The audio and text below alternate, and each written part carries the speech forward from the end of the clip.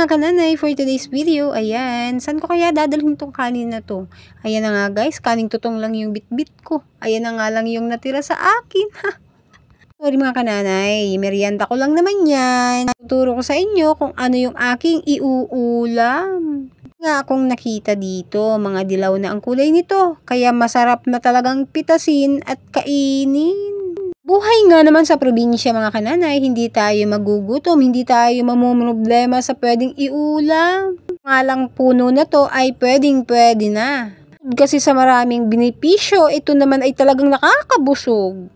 Mga kananay, nakakita ko ng 2 piraso dyan, abay kinuha ko na, baka maunahan pa kasi ako ng iba. Diba? Opak. Diba? Hindi ko lang talaga pinahalata na pinagkakagat talaga ako ng antik dyan mga kananay dahil nga for the views. Kailangan maganda pa rin tayo sa camera. Heto na nga, charan. O diba? No ulam, no problem. Talaga namang napakasarap ng kasoy na to, lalo na sana kung mainit na kanin ang aking kakainin. Okay lang yan dahil nga sa nagutom lang naman ako, merienda kumbaga. Ngay, inupakan ko na.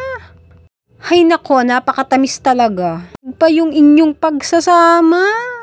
Yan na nga, for kain na talaga yung person. Nagutom talaga si Beshi.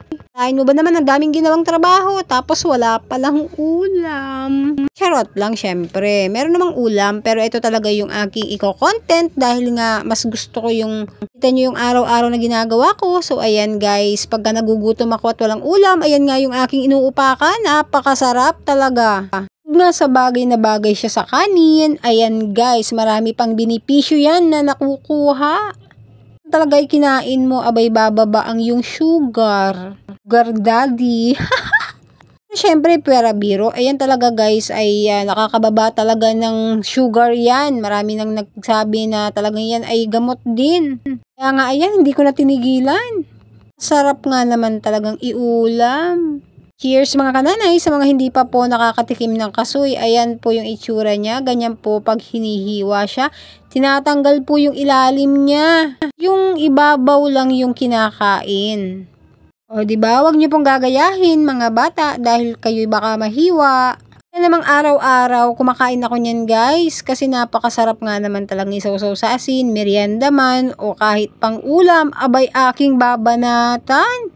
Nasanay tayo sa bundok, kaya ayan guys, wala na tayong arte-arte sa katawan dahil hindi naman nga ako maganda, ba't pa ako mag-i-inarte, o diba? Ayan, kain nga lang tayo ng kain guys. Ayan, sa mga gusto talagang makatikim nito, abay puntahan nyo na ako. Abay malapit nang maubos yung bunga, baka hindi ka pa makatikim talaga. Napakasarap naman talaga ng kasoy, lalo na pag mainit yung kanin mo. Ngayon nga naman talaga ay tutong lang yung aking daladala dahil nga sa merienda ko lang naman ito at nag-crave talaga ako sa kasoy. Ayun na nga at nabululan pa ako. Akala ko hindi na ako makahinga.